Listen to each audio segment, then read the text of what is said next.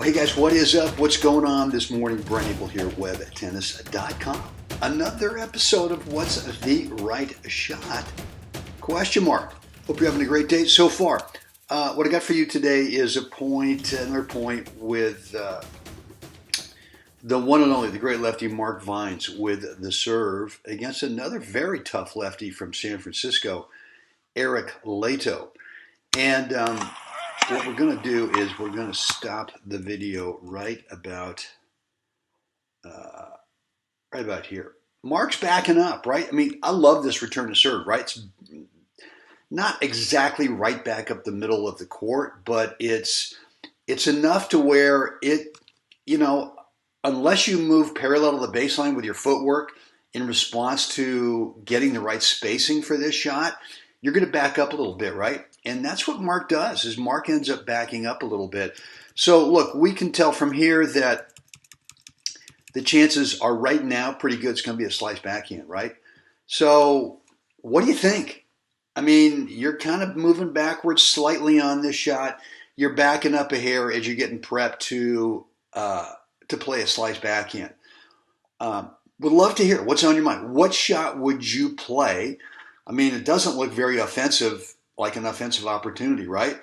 And so pause the video if you want. Just go ahead and hover over the video, click, it should pause. Go on down to the comments area and then let me know what shot you would play if you were the great lefty Mark Vines. And then come on back, re-click, and let's see what Mark actually does. So I'm going to take this back. I'm going to take this back to where the ball comes off of. Well, look. Let me take it all the way back to the serve. What am I thinking here? This is one thing, and this is off topic, right? But I want you to be thinking about if you're going to serve and stay back.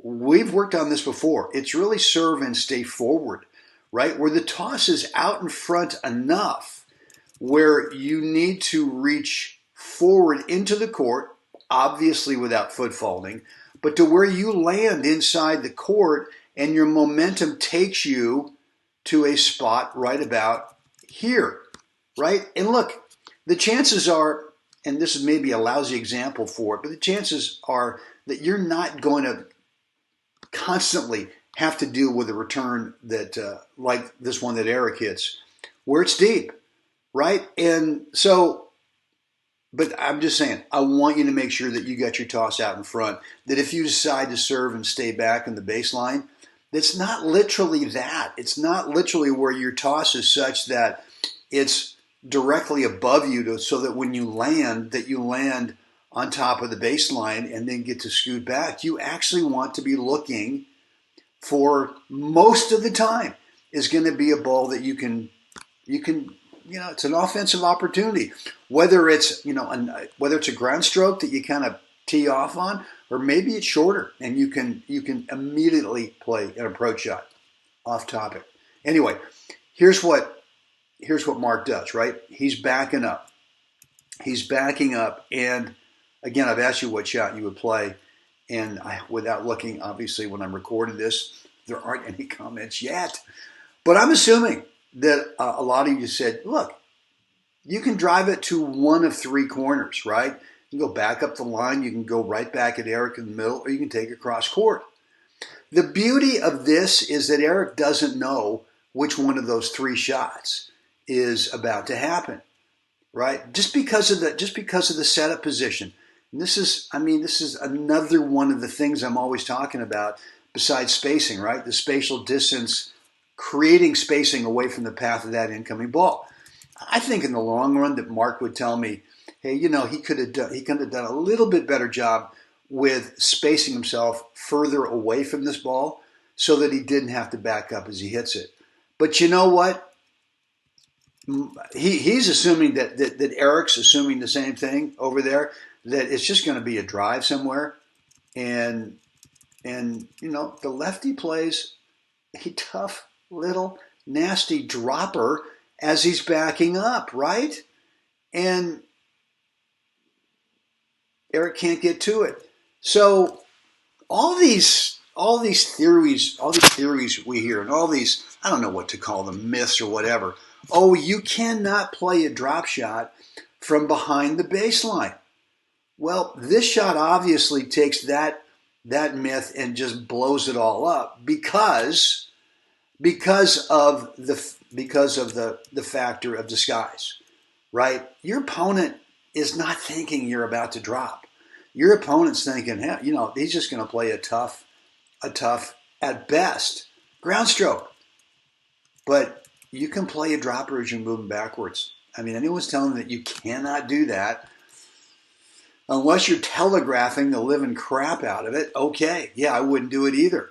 But if you've got disguise, you can do this all day long. No, you can't do it. You can't do it on a regular basis. You've got to be able to, from this position right here, at least show your opponent, often enough to where they're kind of believing that from this position right here, that you're showing your opponent often enough that you're going to take this ball and just drive it. You're going to underspin, drive it, kick on those afterburners on the underspin, make sure it's skids, doesn't float, doesn't sit up, and if you do that often enough, you're going to condition your opponent to think you're going to do the same thing, but from the exact same setup. What are we talking about? You can always throw in the dropper. And look, even if you don't win this point outright, right? Even if Eric gets to it, maybe you lose the point, but the one residual thing that you do is in the back of your opponent's mind is you let them think it's a possibility. They've got to consider that. And once they consider that the drop shot's a strong possibility, I'm telling you, they're going to play closer inside their baseline. And anytime you drive it deep, it's going to make that depth, whether it's topper or whether it's slice, it's going to add some quality to it. So look, guys, I'm going to play this point in real time. Obviously, a very short point, as opposed to yesterday's point, which was, I don't know, a dozen or so or more shots. Today is just the serve, the return, and the dropper. I'm going to play it in real time. Then we're going to slow it down and play it in slow-mo.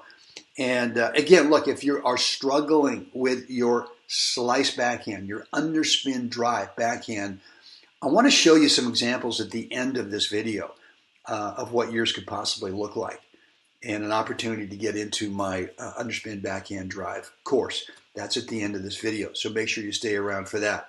Guys, look, as always, it's time. We got to get out there. We got to help someone else have a spectacular day. Guys, why not? Let's do this again tomorrow.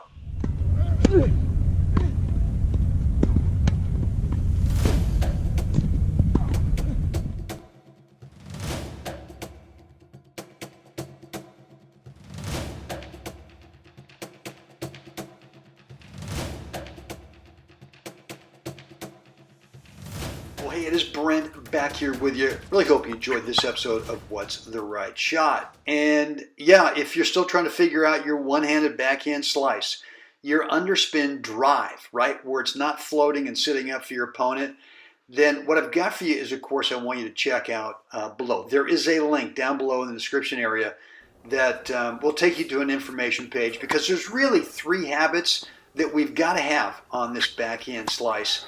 Especially for something like this where we just saw it, where you're taken out wide and maybe you want to play a little dropper off of it. Here are a couple of points from a match I played a while ago. And look, if you think you always have to topspin a backhand passing shot, you don't. And here are a couple examples of how you can actually play a really controlled slice underneath your opponent and be good. So look, if you want some help with the slice backhand, down below, there's a link. Click it, and it'll take you to an information page, and you get a lot more details on what's in the course. And there are several bonus courses in the package as well. Any questions? Brent@webtennis.com.